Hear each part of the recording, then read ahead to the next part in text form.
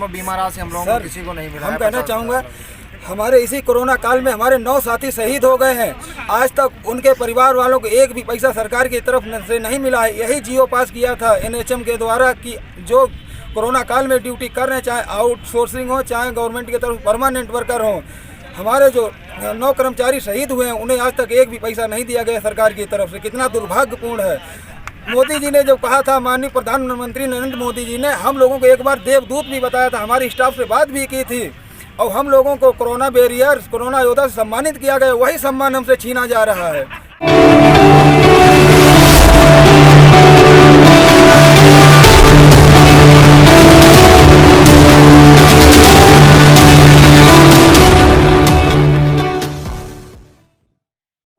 और आखिरकार आपको बता दें, 108 एम्बुलेंस और 102 एम्बुलेंसों ने कर दिया चक्का जाम बरेली मोड़ के ऊपर।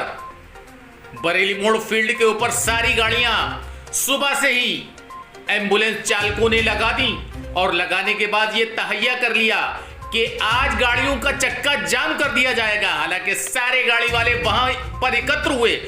वहां पर एकत्र होने के बाद में उन्होंने धरना प्रदर्शन के लिए अनिश्चितकालीन के लिए घोषणा करी। उनका यह कहना था कि जब तक हमारे पास लखनऊ से हमारे अध्यक्ष का फोन नहीं आएगा, जब तक हमारी मांगे नहीं मानी जाएंगी, जब तक हम चक्का जाम कर देंगे। और इसी बीच मरीजों को आज काफी दिक्कत का सामना करना पड़ा। लेकिन उनका यह भी कहना था कि जो क्रिटिकल मरीज हैं, जो परेशान हैं, जो विशेष परिस्थिति के हैं, उसके लिए हमने गाड़ियां छोड़ दी हैं। वो गाड़ियां उन मरीजों को लेकर आएंगी। वो मरीज जो खतरे में हैं, जो बेहद परेशान हैं, जिनकी कंडीशन सही नहीं है, उन मरीजों को वो गाड़ियां लेकर आएंगी। लेकिन इसी बीच जिला प्रशासन की ओर से कोई भी नहीं पहुंचा। लेकिन एम्बुलेंस चालकों ने किस तरीके से अपना दर्द बयान करा, आइए सुनते हैं। अभी करो, अर्जेंट करो, अभी करो, अर्जेंट करो।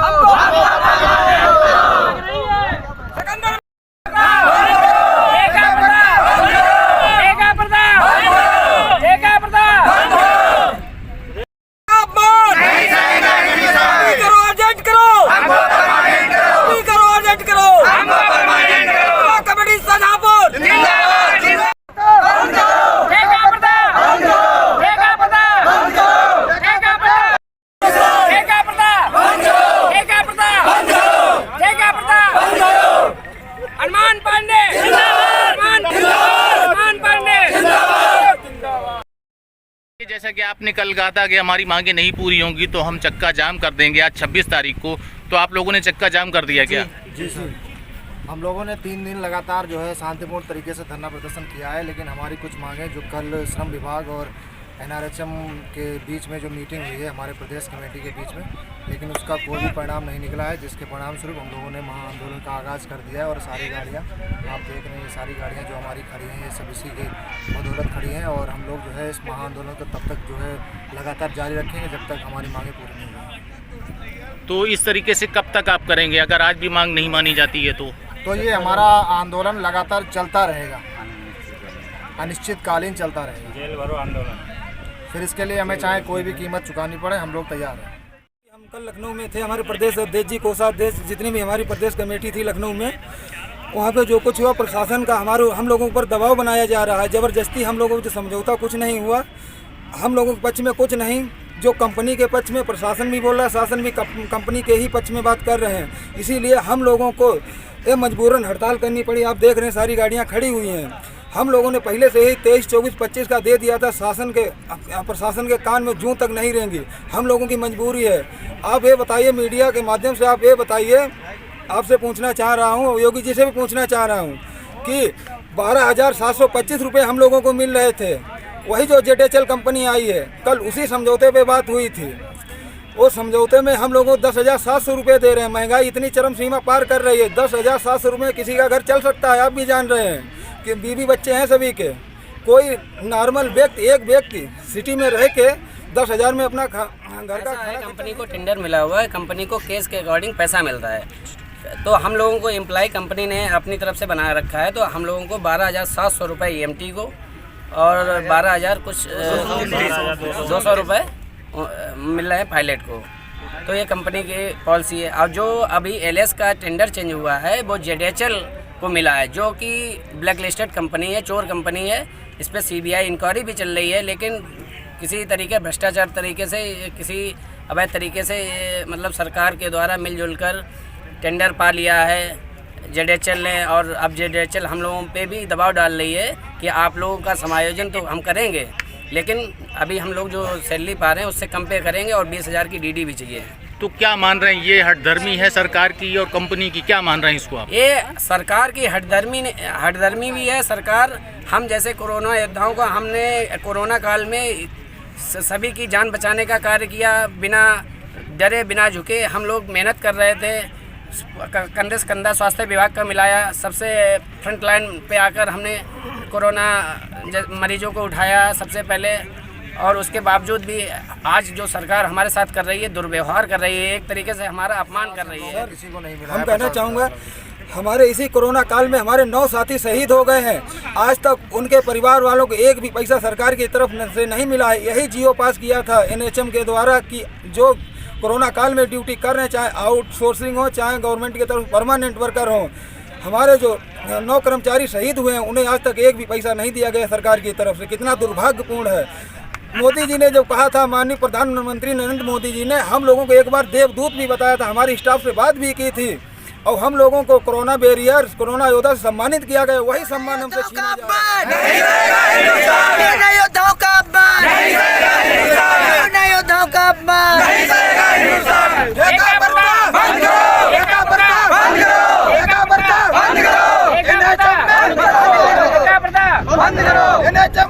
और मौजूदा एम्बुलेंस कंपनी के रीजनल मैनेजर अनुराग शुक्ला से हमने पूछा कि आखिरकार गाड़ियां तो सारी यहां हैं, लेकिन मरीज अगर आ जाते हैं तो इस कंडीशन में क्या होगा। तो उनका क्या कहना था? उनका कहना था कि कुछ गाड़ियां रोक ली गई हैं विशेष परिस्थिति के लिए, जो तत्काल मरीज को ला रही हैं। आइए सुनते हैं।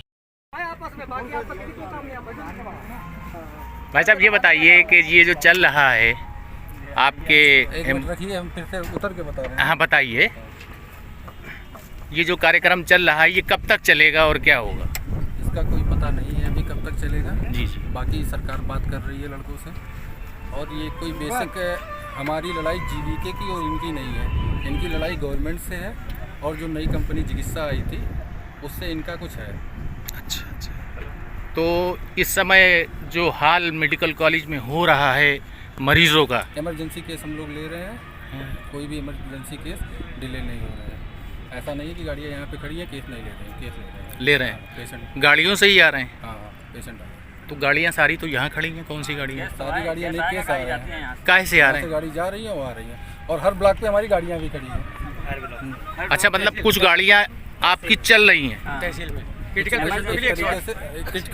पेशेंट्स के लिए, क्रिटिकल के लिए। मतलब ये जो गाड़ियाँ खड़ी हुई हैं, ये गाड़ियाँ कौन सी हैं? इसमें 102, 108 की गाड़ियाँ हैं। इन पे भी अगर केस आ रहे हैं तो गाड़ियाँ जा रही हैं। यहाँ से जा रही हैं?